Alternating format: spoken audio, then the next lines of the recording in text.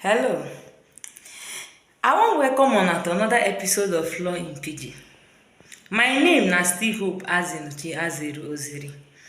Like I tell una before, today we go talk about abortion.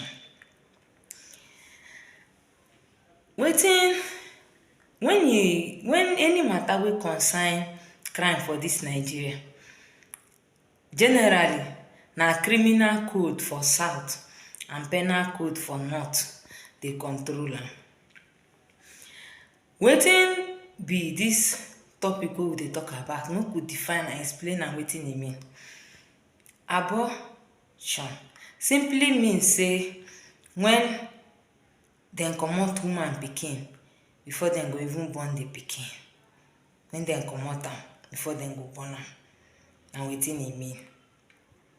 Now, abortion na criminal offence for Nigeria. Na crime. If you do am, na crime.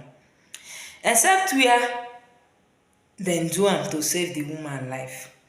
Una know say e get dis saying say no woman deserve to die when wan bring another person to life.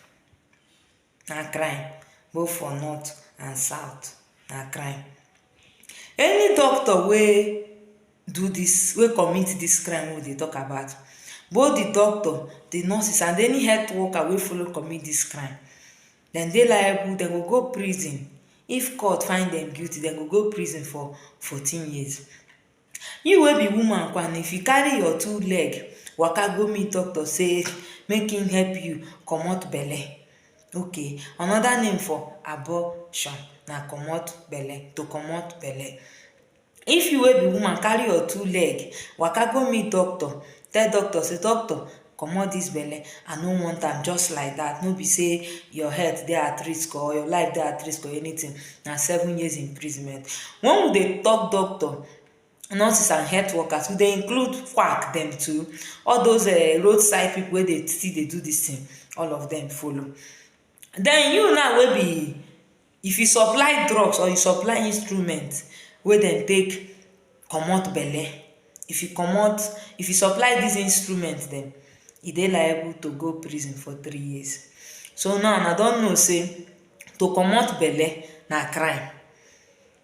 To comot belle na crime for Nigeria. So if you see anywhere wey dem dey comot dis belle, your duty now na to report anybody wey dey commit dis crime. Na crime. No commit am, no die. Except where doctor say dis pikin you go comot dis belle, because if you no comot dis belle, the mama fit from there kick GP tank. Na only for that angle wey law fit excuse you. Thank you.